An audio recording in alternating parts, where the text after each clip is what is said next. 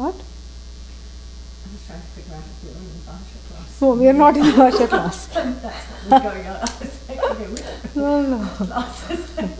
No, she's right. We are not in the Bhashya class because Bhashya we are much earlier. Much earlier. Yeah, and this I just decided to do the Bhashya just for this portion because it's so beautiful and because 3 pages is equal to 3 sentences. So it's very nice. In fact, the full stop doesn't come after, it comes only after 2.5 pages. And so I just thought we'll see how fancy this Bhashya is. That's why we are doing this. It's not Bhashya class. Okay, I was confused.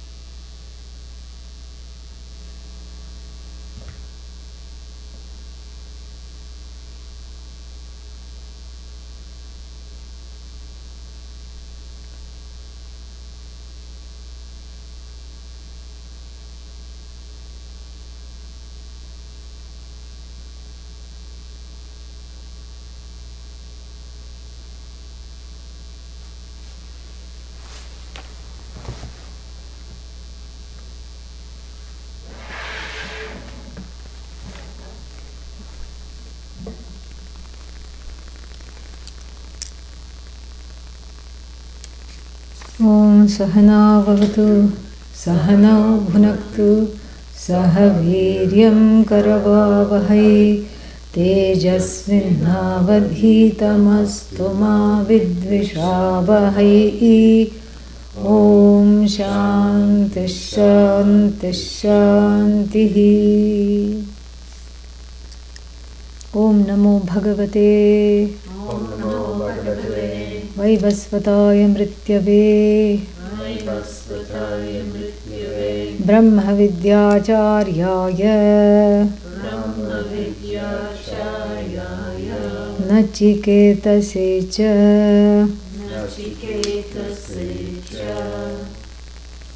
Where we stopped was the fruits and the flowers, right? Yeah. Right? Yeah. So,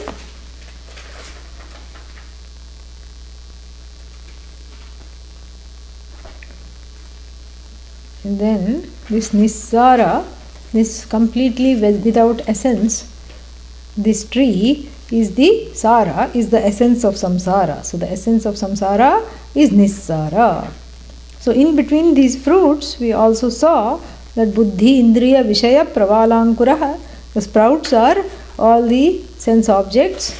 And then what? Shruti, Smriti, Nyaya, Nyaya, Vidya, Upadesha, Palashaha. So that there is some hope because the leaves are the ways to get over this ignorance, because they have the leaves of the tree represents knowledge of the Shruti and the Smriti, logic, proper thinking, Upadesha, teaching, etc. They constitute the leaves. This is how the Bhagavad Gita, what does it say? Chandamsi yasya parnani. Which chapter? 15th chapter. So, this is, Chandamsi yasya parnani. And so, this is the leaves. Yajna dana tapa Adi Aneka Kriyaya Aneka Kriya Supushpaha. So the beautiful and fragrant flowers, because in between we have to put a few nice things, otherwise samsara, I mean, who will read even this bhashya? Yeah. And who will read means, why will anybody be interested in going through samsara? For the fruits and the flowers. And the fruits here, the flowers here are fragrant, big, colorful, and they attract of this tree. Like those, flowers of the magnolia tree, big and very fragrant, and they attract.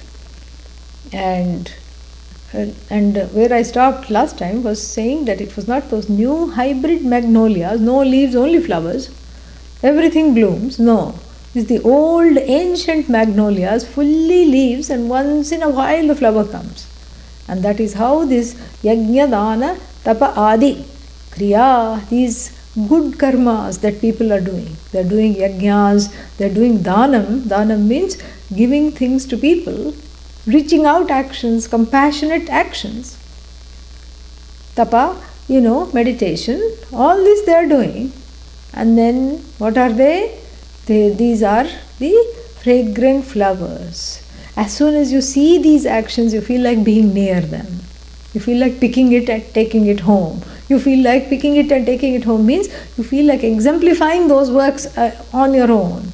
You feel like being close to that. And so, little hope in the distance, in between all these longings and the waters of longings, and everyone's weepings, of what they can't get, making the tree, irrigating the tree. This is a nice change. And then what? Sukha dukkha vedana aneka rasaha. And then this is what the whole thing is. Aneka rasaha. It's what is this? The subject matter of will be shown later on, because after this does not go with pushpa. Pushpa is finished. Pushpa means flowers. The flowers are done in here because that was yajna, dana, tapa, aneka, adi, aneka, kriya, supushpaha. So the flowers are the result of good actions that shine and are fragrant and are a source of inspiration to all. Okay? Then sukha dukkha vedana. So sukha and dukkha, we know that, we don't need to translate. Vedana. Vedana means afflictions. Aneka rasaha, having various tastes. What? Prani upajivya ananta phalaha. So endless fruits this tree produces. Which tree? Samsara tree. Okay? Endless fruits it produces, and they have endless tastes.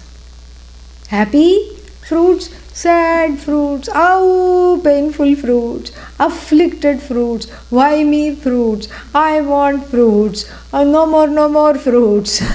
I don't want this any more fruit. Want, more fruits. And easy to eat fruits. Fruits with big pits that get stuck in the throat, not easy to assimilate. Fruits with poisonous skin. Fruits with where only you can eat the skin, rest of it is poison. And fruits with sweet, bitter, astringent, all 6 tastes. Aneka rasaha. And what is, what do these fruits do? Prani upajivya. Prani upajivya means that which makes the life of the jiva sustain, that which sustains the life of the jivas, because they hunt these fruits. Correct? And like the birds eat the berries. So the jivas hunt for these fruits and they ingest these fruits. Then what happens? More karma they create. This is a upalakshana. This is a very nice metaphor. Because if fruit is karma phala and they are eating the karma phala again, so more karma they create in the process. And so it becomes an endless cycle. Ananta, and then upajivya ananta phalaha. Krishna salila avaseka prarudha jadikrita dhrida bandha moolaha. So from the roots, from the fruits, Only one place to go. Where? Roots. Fruit and root. This proves that Adi Shankara knew English. Yeah. Because from the fruits, he directly goes to the roots. Mental association, rhyming.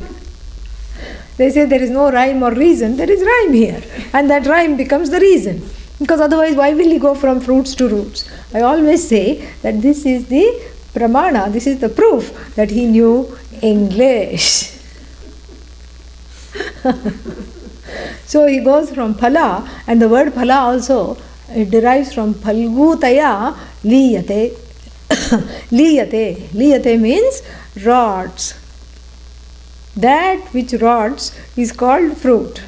And so here the pre-rotting fruit becomes the sustaining for all the jivas, because the jivas are waiting for the fruit, hanging on from limb to limb, branch to branch, just for the fruit. And they fight with other jivas, biff them and cuff them out of the situation because they are hankering. Trishna, that Trishna longing that has irrigated the tree and has given and fertilized the tree is now finally bearing fruit. They can't wait. They jostle each other.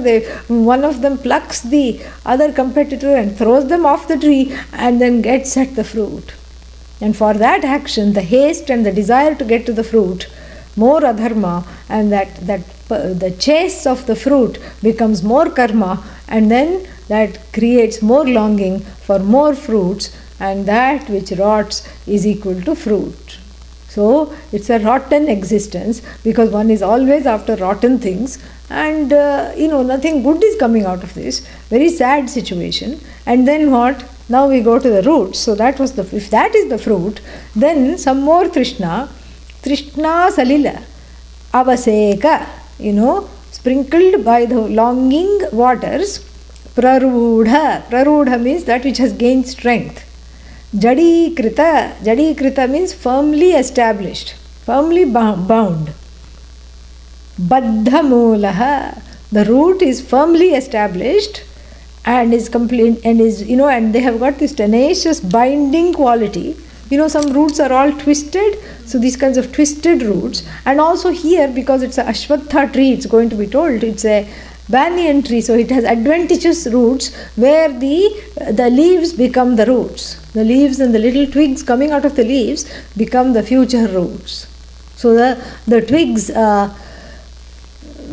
what are they called? Agrani, those twigs represent longings. So the longings take root, in other words. So the tree reproduces itself endlessly. That's why we need Lord Dakshinamurti sitting in front of the banyan tree, because he cuts the tree of samsara. He stands for the sword of viveka. Then what?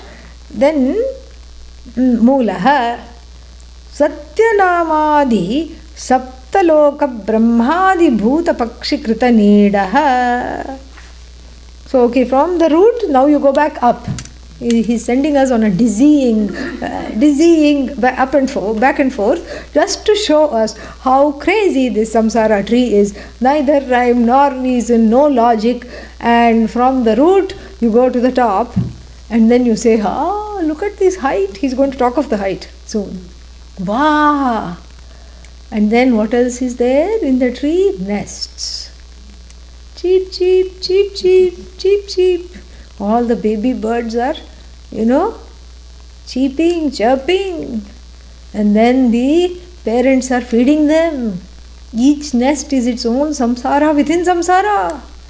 It's like an apartment complex, You are looking at it from outside and you just see small windows, and then you have to imagine that there are few rooms and people are there, and you see small figures and you see little curtains, and it looks like a toy house, a doll house. Especially if you're in the airplane or something, it looks like all these doll house and these doll windows. And so like this, each floor is like a one loka. So each nida means what?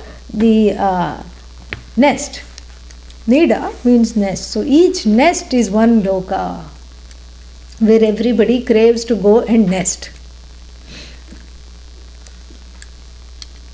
and Satyadi. Starting with Satya, the topmost, near the topmost is the Satyaloka, where this abides. What abides?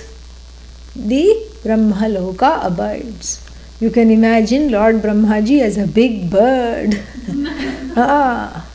Big bird feeding all the people with little Upanishad tidbits. Yeah.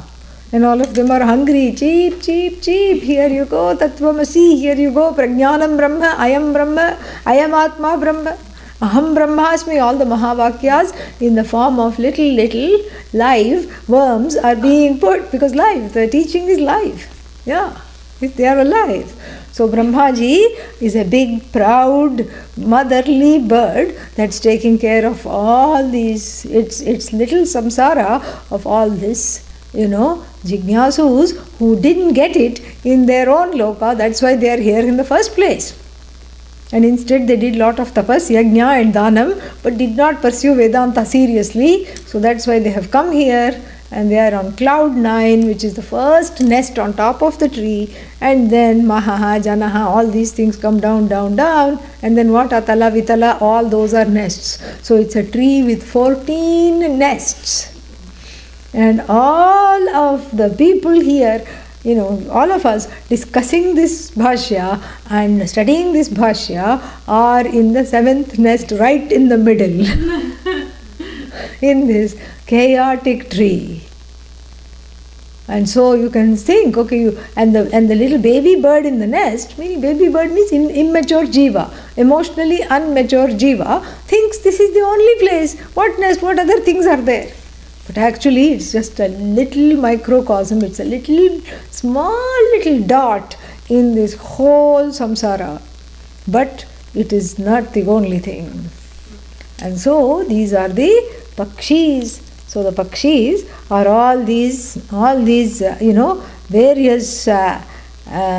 various nest makers who from Satyanamadi, Saptaloka, 7 lokas. Again, the Upanishad and the Bhashya only talks of the nice things. So it doesn't talk of the 14. We have to bring that into the discussion.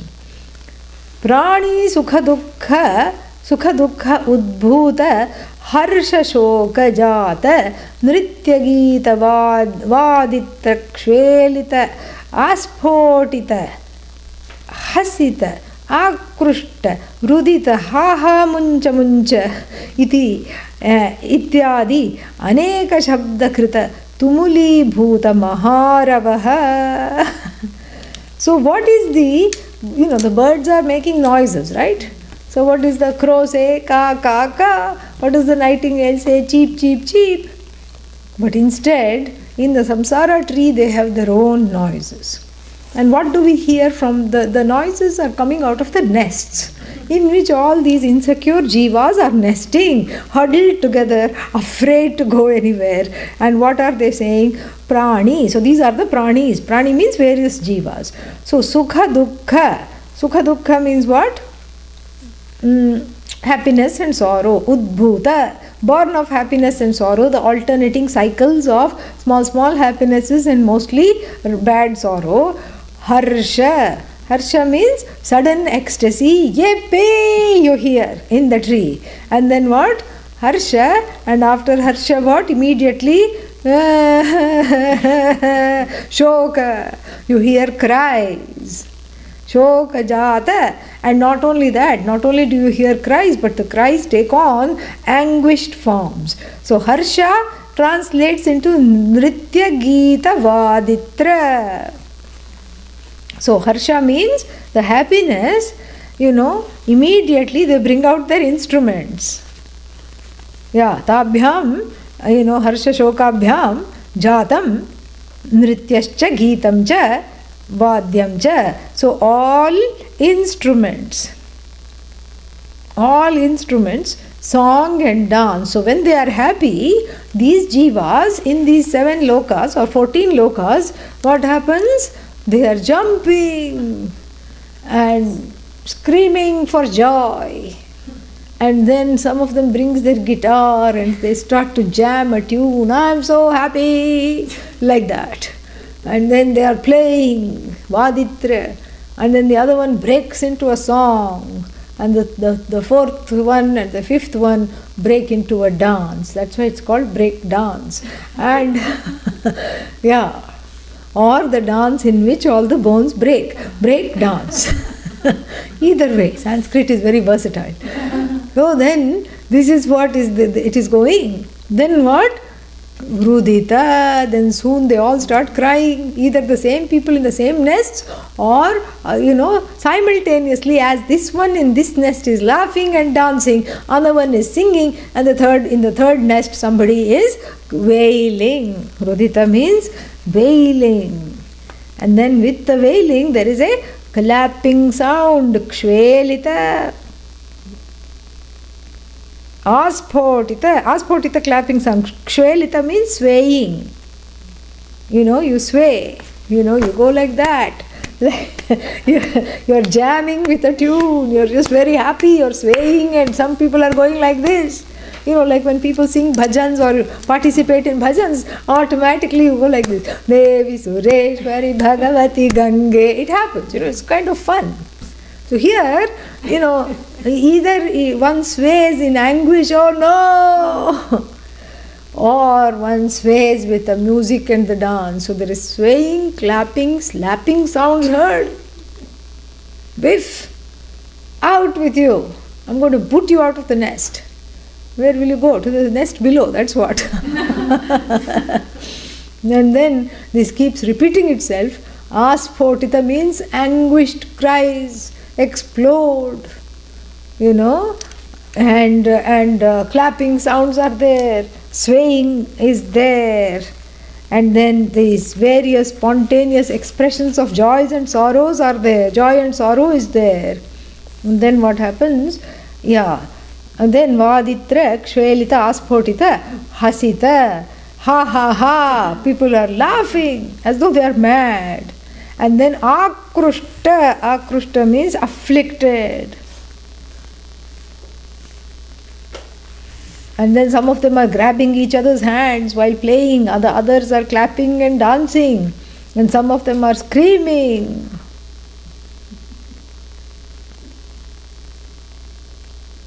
Akrushta also means, giving high fives, another meaning, clapping each other's hands. And yay, we did it, and oh no, and so many meanings it has. And then Rudita, then the crying starts, because this is very short. What is really there is the crying. And so all this is expressions of, time-bound, finite joys. And now for the real thing. What is the real thing? Rudita, all wailing sounds from the various nests. And that's why it doesn't make sense that it's only 7 nests. It should be 14, because the 7 are pretty okay. So all 14 are there, various kinds of places where the jivas go for a reprieve, and either a good reprieve or a not so good reprieve. And now we are returning from the description of the good reprieve to the sad reprieve. And here Rudita means wailing sounds. And how do they say? Ha, ha, ah. So ha ha, I can't stand it. Alas, oh no, ouch. That is the translation of ha ha in Sanskrit. And then they say muncha muncha, let me out, free me, let me out. These kinds of noises, ha ha, muncha muncha, free me, free me. And then ityadi aneka shabda krita tumuli bhuta. Tumuli bhuta means tumult, a tumultuous maharavaha, cacophony. Rava means phony, maha means cacophony. Ravaha means sound, maharavaha, cacophony. Like a Babel. Like the Tower of Babel, this tree resembles, full of all kinds of noises, and the chanting, clapping, pulling the arms, crying, exclaiming, And the alternating cycles of mirth and grief are all happening simultaneously, and arising from the suffering of all the beings. And then what now? Some help has to come, correct? What's the word? Vedanta, thank God. Vedanta vihita brahmatma darshana asanga shastra krita chedaha. Beautiful. Asanga shastrena dridhena chitva, 15th chapter says. So here, what is the asanga shastra? A weapon of objectivity. That is what is going to fell this horrid tree full of wailing of human, all beings who are suffering. A few are having fun, but they too will soon suffer. That's the idea. So here we need Vedanta. And what does this Vedanta do? It Vedanta Vihita, enjoined by Vedanta, or that which is recommended by Vedanta. What is there? Brahmatma darshanam. I am all this, I am this, everything that is here is just an extension of me. That vision, darshana, that vision is the shastra. Kritachedaha. Because that is the one that is going to fell what? Esha samsara vrikshaha. That is what is finally going to fell this tree. Everything else falls, but the tree is felled. Yeah. So that is what is going to fell this tree. That is the weapon that's going to fell this tree. Viveka is the weapon, Vairagya is the weapon, and this teaching that I am everything and I am this Brahman is the weapon with which this false set of all kinds of priorities that have burgeoned into this tree, blossomed into this tree, which is the cause of, all kinds of problems, is finally felled because it is ultimately non-existent. So Brahmatma Darshanam means that darshana in which, that view, that vision in which there is no room for anything other than the me. What is tree? Me. Yeah. What is me? Not tree. Me is me. Tree is also me. That is Vedanta. You can't say what is tree, me, what is me, tree. It doesn't go both ways. Pot is clay, clay is not pot. So same way, what is this tree? It is but a bad dream. It is a wrong projection. And it is a wrong understanding of what? Of myself. So the wrong understanding of myself has burgeoned into this endless tree, which is causing all kinds of problems. And when the reality of this tree is, the only thing real about this tree is that it can be fellable. It is eminently fellable. That's the only reality of this tree. The tree stands for ajnanam, self-ignorance. And that's the only reality about the self-ignorance is that it comes to an end. Thank God. It doesn't have a beginning. That's why, this tree also doesn't have a beginning. But that which doesn't have a beginning, how can it have an end? It better have an end in this case. And when the Upanishad says it has an end, that's the end. There's no more questioning here. It's better have an end because my own views and my desires are in keeping with this tree coming to an end. Everybody wants it to come to an end. So, Kritachedaha esha samsara vrikshaha. And what kind of a tree is? Ashvathaha, nashvaha,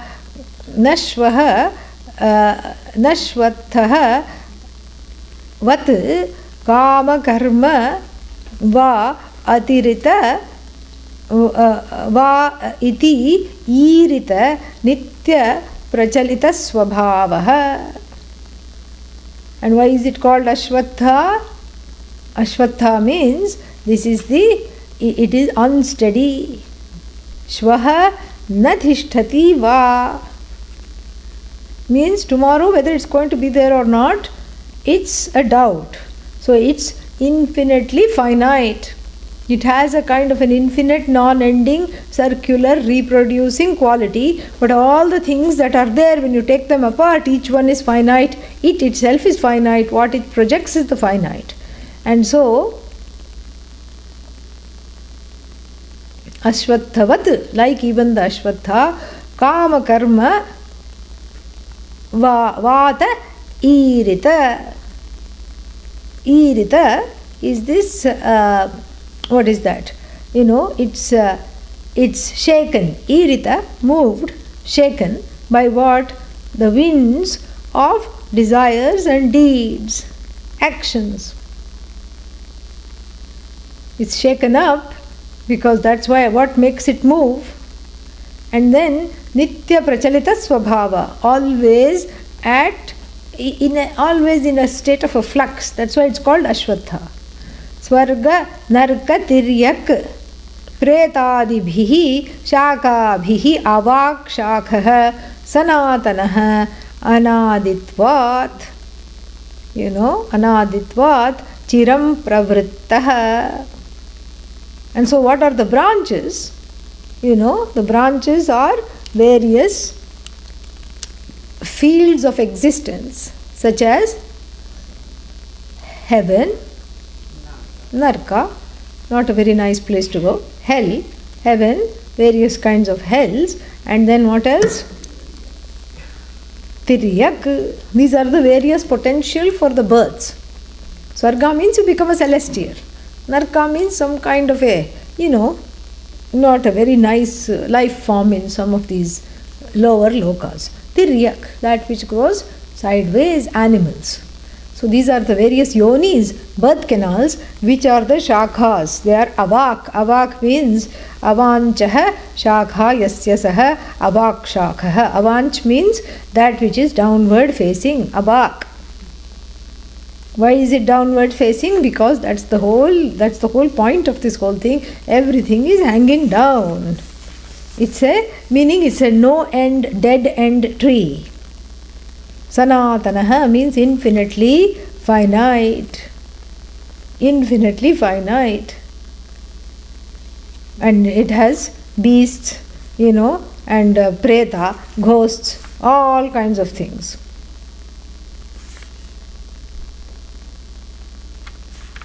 And then yad asya samsara vrikshasya moolam, but there is good news, more good news. What is that? Samsara vrikshasya moolam, the root of this is what?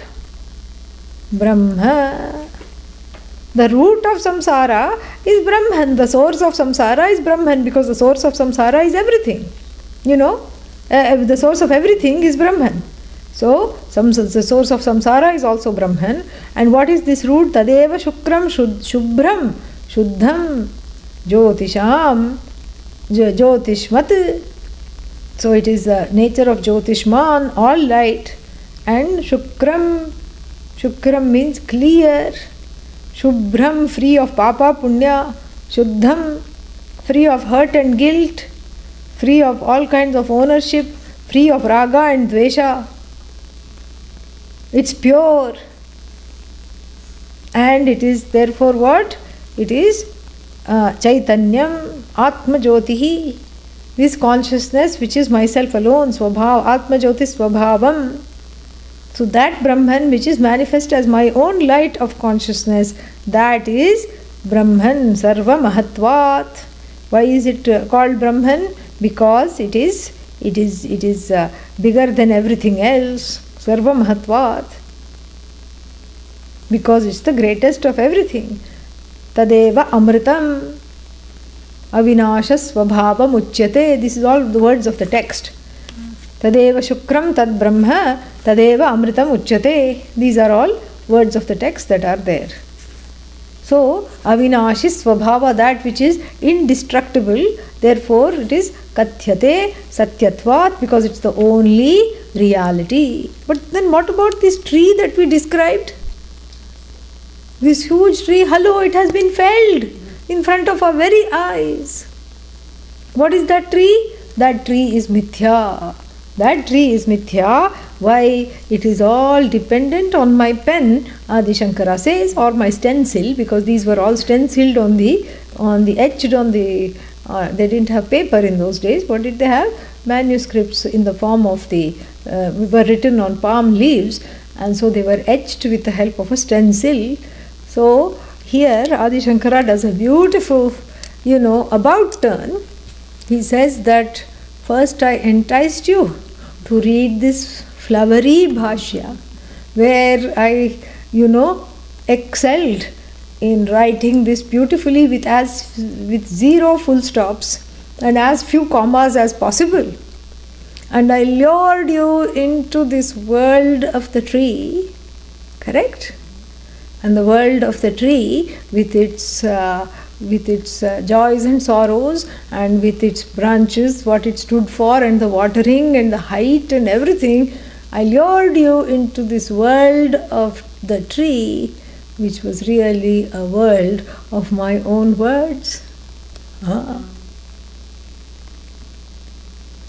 So those words are coming from who? It's as though he is saying, he could well be saying this. Those words are coming from who? This description is coming from who? Whether he is saying it or the Upanishads is saying it, where is the description coming from? Aham, Swayam Jyoti, that self-effulgent consciousness alone. Here I have spun a world of this tree, and likewise Brahman has spun a world of what? Of these pains and sorrows called samsara. Where is this samsara located? For that matter, where is this tree located? The tree is located in the words. In fact, the tree is a morphing, a bad mutation of the objects in the Jagat, where the objects of the Jagat are taken for the reality. And when the unreal becomes real, then what happens? The real goes away. So the objects are taken, the finite is taken to be the infinite, that is samsara. And the finite is mistaken to be the infinite. And the finite only rests on the tip of the tongue. Its expression is the tip of my own tongue, and I, like a wordsmith, weave these words. And even as others and myself delight in the weaving of these words, what is happening here? The words are creating a universe, pot. Because the word is tied to its meaning. You can never say the word pot without the pot appearing, because even though the word pot is arbitrary, what is the connection between this and the word pot? Nothing. It's an arbitrary connection, but the connection is one of abhidhana and abhidheya. The word is tied to its meaning. And if the word is revealing the meaning, and so this whole world is revealed by words. And this is what Shvetaketu is told, where? In the Bhagavad Gita 15th chapter. No. Where? In the Chandogya Upanishad. All this time we have been referring to the 15th chapter, so why not? So Shvetaketu is told in the 15th chapter, Sadeva Somya idamagre asit. Before all this came, before this whole world appeared as a manifestation, as a possibility, then what was that? What was there? Sat alone was in an unmanifest form. Before pot clay came into being, clay alone was in an unmanifest pot form. The pot is a potential. Okay? Yeah. So that's what it is. It's a potential. Yeah. So the pot is not yet there. It's a possibility. And then what is the status of this pot?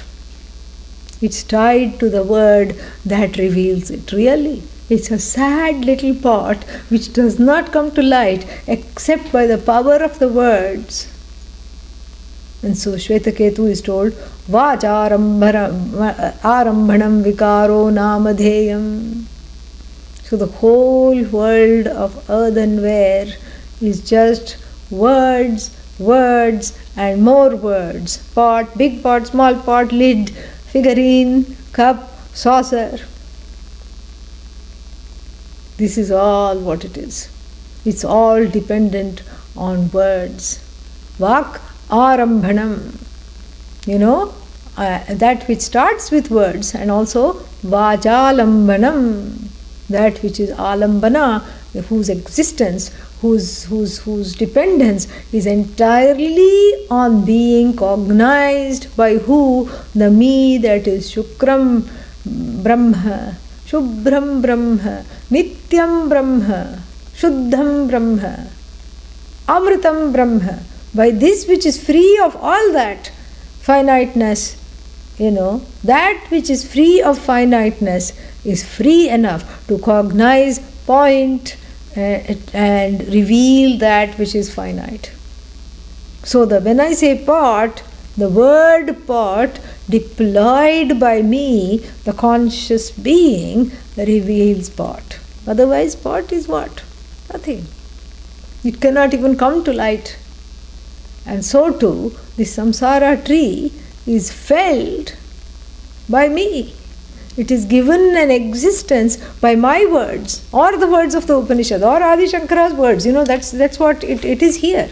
So then he says further, Vacharambhanam vikaraha. Vikaraha means modification. So it's an as though modification of Brahman. It's not a permanent modification. It is a temporary modification, as though modification.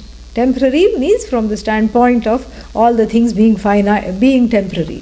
Finite, as though finite modification. Nama dheyam swarthe dheya pratyaya. Dheya means in its own sense. Anyadataha martyam. Martyam means what? All else is false. This alone is there. This alone is true. Everything else is merely existing as dependent, as a mere name dependent on the word to reveal its meaning. Tasmin paramartha satye brahmani. So in this Brahman, which is the ultimate reality, lokaha, what lokas? Gandharva, Nagara, Marichi, Udaka. I can't read it further because it's all, some problem is there in my book. Maya Samaha. Yeah, Maya Samaha. Marichi, Udaka, Maya Samaha. So what are these lokas that are situated? These lokas are nothing except, they are just like the city in the sky. Mirage, water, Marichi, Udaka. And Maya here means magic, like little sleight of hand. You make you hold a card and then you make one disappear into the sleeve, very quick. Or you take a few balls and go round and round with it. What is that called? Yeah, juggling. You juggle the balls, you disappear something, and with a sleight of hand you make it appear in somebody else's hand. And all these things, this is all that is. It's mere trickery. It's mere magic. It's like a magic, or it is like a superimposition. On the sand you see water, Marichi, Udaka, or in the city, in the clouds, you see a city, you superimpose a town in the sky with the clouds, etc. So all these, what happens to these things when you realize it is sand, when you realize it is the sky, when you look at the adhisthana, the adhyasa fades away. So when you see the cloud for the cloud, by looking at the sky that is sustaining the clouds, when you identify with the sky here, when you know the reality of the sky, the clouds do not have their own reality. They may look menacing like monsters. And so whether it is something like a city in the sky, or made up of clouds, or a mirage water, or some kind of a Indrajala magic trick, all these have no basis. They vanish upon understanding the truth. They just vanish. Paramartha Darshana tasmin brahmani lokaha, paramartha darshana. I can't read that also. Abhava, absence of paramartha darshana, abhava gamanaha ashritaha. So tasmin ashritaha, ashritaha means that they are there, correct? How they are taking refuge, and how they vanish upon understanding, but they are during the creation dissolutions, they are there. How are they there? Because this understanding is not there. Brahmani lokaha marichi udaka. Yeah, we read that. There is some problem here. This. Because some things I wrote and I am not able to look at that. Some got cancelled. Maya samaha paramartha darshana abhava avagamanaha shritaha ashritaha sarve.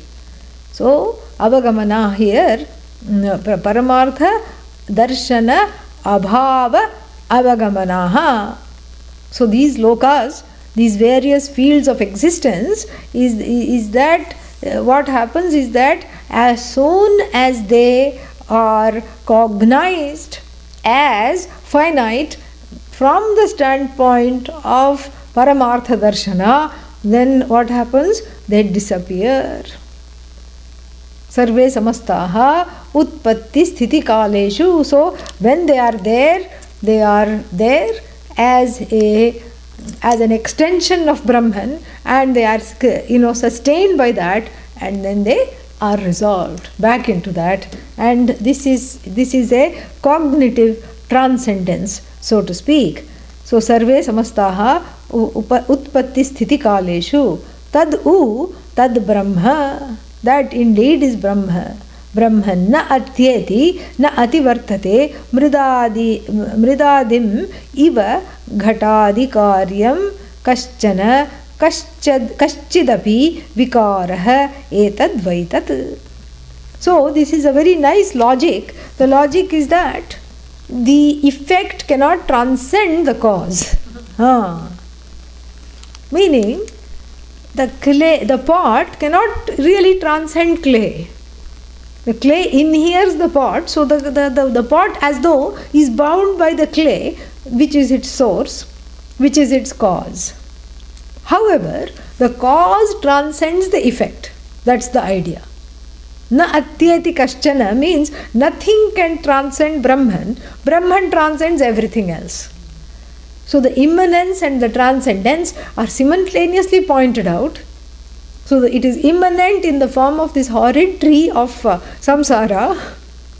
It is felled by that very vision of its own nature, and it itself does, nothing transcends it. It is not under anyone's contract or spell. So the cause never transcends, the cause is always transcendent. The effect is bound by the cause. So, and the effect here is based on mere words. And these words alone reveal what is there, but the words are what? From that, the words arise from that consciousness, are sustained by that consciousness. So really speaking, there is nothing to talk about. All of them are like the city in the sky and the mirage water and magic tricks. So, kaschana kaschidapi vikaraha etad vaitat. Etad vaitat has been explained earlier, and it is, it is talked about here as that samsara tree is nothing but this Brahman with a little twist. A little twisted manifestation of, the manifestation of ajnanam also takes place in that consciousness alone. And the ajnanam never comes alone. It comes with a big extended family. It brings misunderstandings, it brings sorrow, it brings all kinds of problems, the fighting spirit, wrong priorities, all of them pack their excess baggage and come along. When the ajnana always is afraid to go alone, it travels in groups along with its family members. 2-3 generations will come, Papa, Punya will come, Karma will come, all of them will come. So in India, when you send a wedding invitation, you say, please attend with family and friends. Yeah. So if you, send an invitation to this matriarch called Avidya, then finish. There will be no food to eat because they will take everything and take the cake too. Now there will be nothing there. In America, it's very different. If the invitation is addressed to you, you can't even take your partner or your spouse. You only have to go because the food is very expensive here. And even if it's not expensive, the heart is worried. Heart comes from a kind of a scarcity, and they are worried, okay, what will happen? And not just the food, they're not so much worried about the food, they're worried about, we want a select crowd, we want a certain ambience, and so they worry about who will get along with who. Oh, they don't talk, so we shouldn't invite them simultaneously. Oh, the wives don't talk, so let's just invite the husbands or not the wives. Like all these things they plan. And then they have a rehearsal, for everything except death. And then, so it's not here. Ajnanam is not like an American wedding invitee. Ajnanam is like an Indian wedding invitee. In India, you can more the merrier. They will never say, didn't you feel shy bringing 30 people to the... Didn't you even think? What were you thinking? They don't say that. They say, oh, you brought your whole family. How blessed are we that your whole family has come to bless the bride and the groom. Wonderful, please come. And quickly they'll say, put more rice, put more this thing. That is the mentality there. So if 30 people show, of course in the cities now we are, really starting to follow America, where everything is getting expensive, but in the villages and in the small towns, this is not the situation. So an unannounced guest is a blessing, and here we are talking of Ajnanam, which is not a guest, it's a pest. At best, it's a pest. So this is just, so it never comes alone. It comes in a big brood along with all its fortifications, so that it feels justified. It's some people have to keep singing its praises like a sycophant. Ajnanam comes with its followers and then sits and then hijacks the whole situation. So therefore, this is what. So therefore, keep the Ajnanam at bay, because when the Ajnanam comes, the samsara tree and all the other problems there come. So felling the samsara tree through the knife, the scythe that is sharpened with viveka and vairagya and this darshana, this vision, then no problem.